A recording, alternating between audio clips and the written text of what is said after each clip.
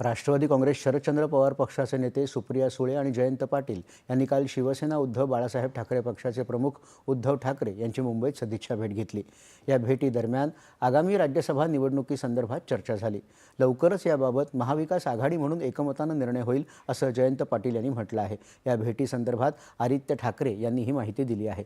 राज्यसभेच्या जागेबाबत महाविकास आघाडीतील सर्व घटक पक्ष मिळून लवकरच निर्णय घेतील असं आदित्य ठाकरे यांनी म्हटलं आहे। दरम्यान या संदर्भात आज तिन्ही पक्षांची बैठक असल्याचं काँग्रेस नेते विजय वडेट्टीवार यांनी नागपूर इथं सांगितलं। आज कोणत्याही परिस्थितीत महाविकास आघाडीचा राज्यसभेसाठीचा उमेदवार निश्चित होईल असं त्यांनी म्हटलं आहे। विधान परिषदेची जागा उद्धव ठाकरे यांच्या पक्षाला तर राज्यसभेची जागा राष्ट्रीय पक्ष असल्याने काँग्रेसला मिळावी अशी आमची आग्रही मागणी होती। मात्र तिन्ही पक्षांच्या आघाडीमध्ये जे काही ठरेल ते अंतिम होईल। वरिष्ठ नेते त्याबद्दल अंतिम निर्णय घेतील असं ते म्हणाले।